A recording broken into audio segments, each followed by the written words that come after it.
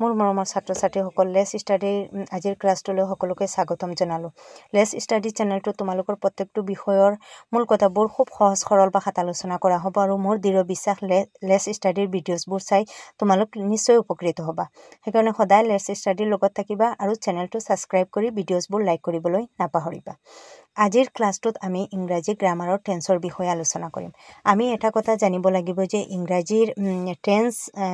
নিশিকাকৈ আমি ইংৰাজীৰ বেলেগ কোনো বিষয়লৈ আগবাঢ়ি যাব নোৱাৰিম। ফাৰ্ষ্ট টেন্সটো শিকিব লাগিব, তাৰপিছতহে আমি বেলেগ বিষয়লৈ যাব পাৰিম। সেইকাৰণে আমি প্ৰথমে টেন্সটো শিকি লওঁ। তো আজিৰ ভিডিঅ'টো ষ্টাৰ্ট কৰোঁ। টেন্সৰ কথালৈ যোৱাৰ আগতে আমি টেন্সৰ মূল বিষয়বোৰ অকণমান আলোচনা কৰিব লাগিব। তো আমি সকলোৱে জানো টেন্স মূলতঃ তিনি প্ৰকাৰৰ: present tense, past tense and future tense. Present tense বৰ্তমান কাল, বৰ্তমান সময়ত আমাৰ কাম কাজ বা যিটো সময়ত আমি যিবোৰ কাম কাজ কৰোঁ সেইটো প্ৰেজেণ্ট টেন্সৰ ভিতৰত পৰে। পাষ্ট টেন্স মানে অতীত কাল, মানে যিটো কাল আমাৰ পাৰ হৈ গৈছে, সেই পাৰ হৈ যোৱা সময়ৰ কাম কাজবোৰ আমাৰ পাষ্ট টেন্সত পৰিব। আৰু ফিউচাৰ টেন্স মানে ভৱিষ্যৎ কাল, মানে যিটো সময় আমাৰ আগলৈ আছে, বাকী আছে, বা যিটো কাম কাজ আমি আগলৈ কৰিম সেইটো ফিউচাৰ টেন্সত পৰিব। তো প্ৰত্যেকটো টেন্সৰ আকৌ চাৰিটা, যেনেকৈ প্ৰেজেণ্ট টেন্সৰ চাৰিটা ভাগ আছে, পাষ্ট টেন্সৰো চাৰিটা ভাগ আছে আৰু ফিউচাৰ টেন্সৰো চাৰিটা ভাগ আছে। আৰু প্ৰত্যেকটো টেন্সৰ ভাগকেইটা আমি ভালকৈ বুজিব লাগিব, তেতিয়াহে আমি চেণ্টেন্স এটা পঢ়ি পেলাই কোনটো ভাগত আছে তেতিয়া আমি ধৰিব পাৰিম আৰু চেণ্টেন্সটো আমি কৰিব পাৰিম। তো ফাৰ্ষ্ট হৈছে প্ৰেজেণ্ট টেন্সৰ ফাৰ্ষ্ট হৈছে প্ৰেজেণ্ট ইনডিফিনিট টেন্স। মানে প্ৰেজেণ্ট ইনডিফিনিট টেন্সত কোনবোৰ চেণ্টেন্স পৰে? এতিয়া চোৱা, বৰ্তমান সময়ত কোনো কাম কৰা বা হোৱা বুজোৱা বাক্যবোৰ বাৰবৰ প্ৰেজেণ্ট ইনডিফিনিট টেন্সত হয়। যেনেকৈ বৰ্তমান সময়ত আমি সচৰাচৰ যিবোৰ কাম কাজ কৰোঁ, যেনেকৈ আমি স্কুল যাওঁ, আমি ভাত খাওঁ, আমি কাম কৰোঁ, তেনেকৈ সচৰাচৰ হোৱা কামবোৰ বৰ্তমান সময়ত সেইবোৰ প্ৰেজেণ্ট ইনডিফিনিট টেন্সত আমি ব্যৱহাৰ কৰিম। লগতে আছে চিৰসত্য বাক্য, ইউনিভাৰ্চেল ট্ৰুথ বাক্য, যেনেকৈ চিৰসত্য, যিবিলাক বাক্যৰ কোনো পৰিৱৰ্তন নহয়। যেনেকৈ বেলি পূব পিনে উদয় হয়, পশ্চিম পিনে মাৰ যায়, পৃথিৱী সূৰ্যৰ চাৰিওপিনে ঘূৰে, ঘাঁহ সেউজীয়া, তেনেকৈ যিবিলাক চেণ্টেন্সৰ কোনো পৰিৱৰ্তন কোনো দিনেই নহয়, চিৰসত্য যিবিলাক বাক্য, সেইবিলাকো আমি প্ৰেজেণ্ট ইনডিফিনিট টেন্সত কৰিব লাগিব। তাৰপিছত আছে অভ্যাসগত বাক্য, যিবিলাক আমাৰ অভ্যাস, যেনেকৈ আমি ৰাতিপুৱা 5 বজাত টোপনিৰ পৰা উঠোঁ, আমি সদায় ৰাতিপুৱা খোজকাঢ়িব যাওঁ, এইবিলাক আমাৰ অভ্যাসত পৰিণত হৈছে। আৰু এনেকুৱা অভ্যাসত পৰিণত হোৱা বাক্যবোৰ আমি প্ৰেজেণ্ট ইনডিফিনিট টেন্সত কৰিব লাগিব। তেনেকৈ সাধাৰণ সত্য বাক্যবোৰো আমি প্ৰেজেণ্ট ইনডিফিনিট টেন্সত আমি কৰিব লাগিব। তো প্ৰেজেণ্ট ইনডিফিনিট টেন্সত আমি বাক্য এটা কৰিবলৈ হ'লে আমি এটা বাক্যৰ গঠন আমি ফ'ল' কৰিব লাগিব, মানিব লাগিব। আৰু বাক্যৰ গঠনটো হৈছে ফাৰ্ষ্ট আমি ছাবজেক্ট, তাৰপিছত ভাৰ্ব, তাৰপিছত অবজেক্ট। এতিয়া ভাৰ্বৰ ক্ষেত্ৰত প্ৰেজেণ্ট ইনডিফিনিট টেন্সত যদি ছাবজেক্টটো থাৰ্ড পাৰ্চন ছিংগুলাৰ নাম্বাৰ হয়, তেতিয়া ভাৰ্বৰ লগত s/es যোগ হয়। এতিয়া থাৰ্ড পাৰ্চন ছিংগুলাৰ নাম্বাৰ মানেনো কি? এতিয়া মই ইয়াত বুজাই দিছোঁ, চোৱা। ফাৰ্ষ্ট পাৰ্চনত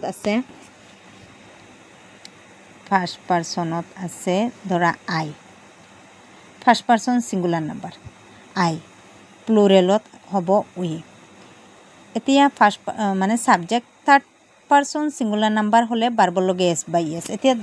ধৰা আমি ভাৰ্ব এটা ল'লোঁ, আই গ। এতিয়া এইটো ফাৰ্ষ্ট পাৰ্চনত আছে,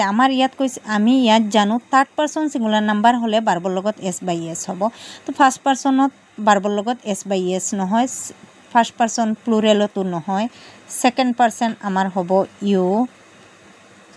ছেকেণ্ড পাৰ্চনৰ লগতো ভাৰ্বৰ লগত s/es নহয়, ছেকেণ্ড পাৰ্চন প্লুৰেলো ইউ,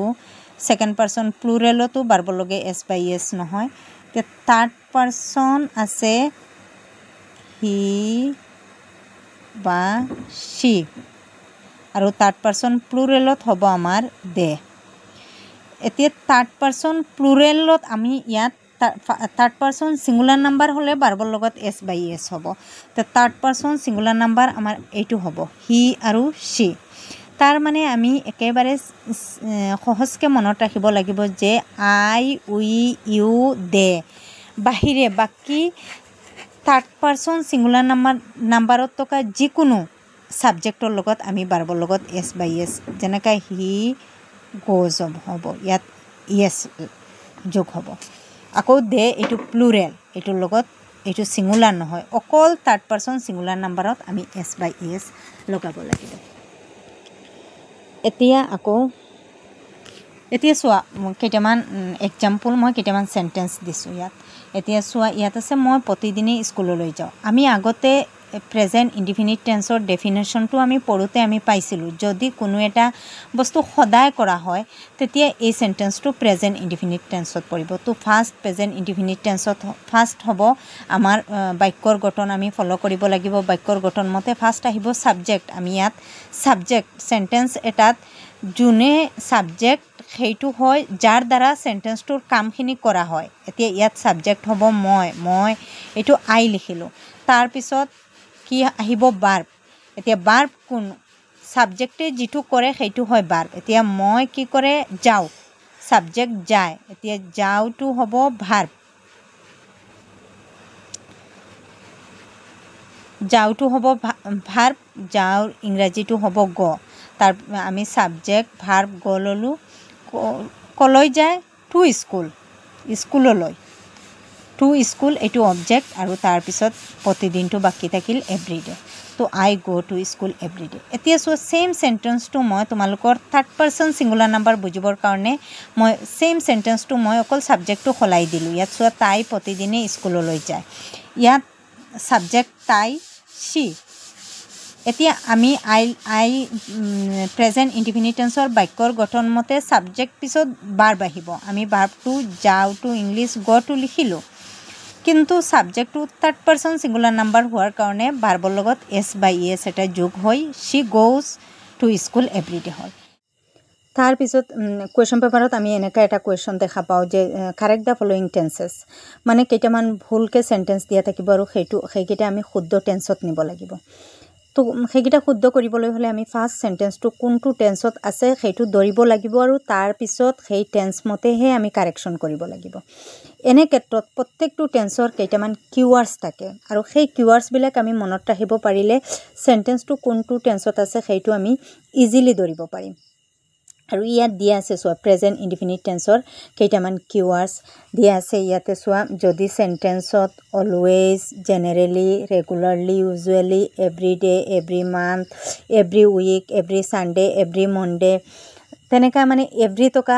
যিকোনো শব্দ ওৱান্স ইত্যাদি থাকে তেন্তে চেণ্টেন্সটো আমি প্ৰেজেণ্ট ইনডিফিনিট টেন্সত কৰিব লাগিব ইয়াত কেইটামান এক্সাম্পল দিয়া আছে চোৱা নাম্বাৰ 1 আছে মাদাৰ অলৱেজ ৰিড দ্য কোৰাণ এতিয়া আমি ফাৰ্ষ্ট এইটো ভুলকৈ দিয়া আছে এইটো আমি কাৰেক্ট টেন্সত কৰিব লাগিব শুদ্ধ টেন্সত কৰিব লাগিব এতিয়া আমি বিচাৰিম যে এই চেণ্টেন্সটোত কি কিৱাৰ্ডছ আছে আমি ধৰিব পাৰোঁ যে চেণ্টেন্সটো কোনটো টেন্সত আছে ইয়াত আমি দেখিলোঁ চোৱা ইয়াত অলৱেজ আছে আমি ইয়াতে পাইছোঁ অলৱেজ থাকিলে চেণ্টেন্সটো কোনটো টেন্সত কৰিব লাগিব প্ৰেজেণ্ট ইনডিফিনিট টেন্সত এতিয়া আমি যেতিয়া ইয়াত পালোঁ অলৱেজ তেতিয়া আমি ধৰিব পাৰিলোঁ যে এইটো চেণ্টেন্স আমি প্ৰেজেণ্ট ইনডিফিনিট টেন্সত কাৰেক্ট কৰিব লাগিব তেতিয়া আমি কি কৰিলোঁ চেণ্টেন্সটো কৰিব এতিয়া চোৱা ইয়াত মাদাৰ ইয়াত এটা ভুলকৈ হৈ গৈছে এছ এইটো মাদাৰ তাৰপিছত চেণ্টেন্সটো যিহেতু অলৱেজ আছে এইটো প্ৰেজেণ্ট ইনডিফিনিট টেন্স আমি প্ৰেজেণ্ট ইনডিফিনিট টেন্সত কৰিব লাগিব এতিয়া প্ৰেজেণ্ট ইনডিফিনিট টেন্সৰ বাক্যৰ গঠনটো মনত থাকিব লাগিব প্ৰেজেণ্ট ইনডিফিনিট টেন্সৰ বাক্যৰ গঠন আছিল ছাবজেক্ট প্লাছ বাৰ প্লাছ অবজেক্ট এতিয়া ছাবজেক্ট আমাৰ আছে মাদাৰ এতিয়া ভাৰ্বটো আছে ৰিড এতিয়া ৰিডটো আমি এটা কথা আগতে আলোচনা কৰি আহিছোঁ যে যদি ছাবজেক্টটো থাৰ্ড পাৰ্চন ছিংগুলাৰ নাম্বাৰ হয় তেতিয়াহ'লে বাৰ্বৰ লগত এছ বাই এ এতিয়া চোৱা মাদাৰটো থাৰ্ড পাৰ্চন ছিংগুলাৰ নাম্বাৰ এতিয়া মাদাৰ থাৰ্ড পাৰ্চন ছিংগুলাৰ আমি বাৰ্বৰ লগত এছ বাই এছ এটা যোগ কৰিব লাগিব এতিয়া ৰিডৰ লগত এছ হৈ পেলাই ৰিডছ হৈছে মাদাৰ অলৱেজ ৰিডছ দ্য কোৰাণ এতিয়া চোৱা এইটো হৈছে শুদ্ধ কাৰেক্ট টেন্সত আকৌ নাম্বাৰ 2 চোৱা দি ছান গিভ আছ হিট এণ্ড লাইট ইয়াতে আছে দি ছান গিভ আছ হিট এণ্ড লাইট এতিয়া দি ছানটো থাৰ্ড পাৰ্চন ছিংগুলাৰ নাম্বাৰ আমি জানো ফাৰ্ষ্ট পাৰ্চনত আই উই ছেকেণ্ড পাৰ্চন ইউ আৰু থাৰ্ড পাৰ্চন প্লুৰেল আছে দে আৰু বাকী যিমানবোৰ আমি ছাবজেক্ট পাওঁ সকলো থাৰ্ড পাৰ্চন ছিংগুলাৰ নাম্বাৰ হ'ব এতিয়া দি ছানটো আমি জানো থাৰ্ড পাৰ্চন ছিংগুলাৰ নাম্বাৰ এতিয়া গিভৰ লগত এছ এটা যোগ হ'ব গিভছ আছ এতিয়া 3 নম্বৰটো চোৱা we play in the field every day যেহেতু এভৰিডে আছে কিওয়াৰ্ডটো আমি ধৰিব পাৰিলোঁ এইটো প্ৰেজেণ্ট ইনডিফিনিট টেন্স আৰু প্ৰেজেণ্ট ইনডিফিনিট টেন্স মেতে আমি এতিয়া উইটো থাৰ্ড পাৰ্চন ছিংগুলাৰ নহয় এইটো ফাৰ্ষ্ট পাৰ্চন প্লুৰেল সেইকাৰণে এইটোত বাৰ্বৰ লগত এছ বাই ইয়েছ নহয় এইটো যেনেকৈ আছে we play in the field every day হ'ব এতিয়া 4 নম্বৰটো চোৱা she write a letter every Sunday ইয়াত চোৱা এভৰি চানডে আছে মানে এভৰি টকা মই কৈছিলোঁ যিকোনো শব্দ চিম্পল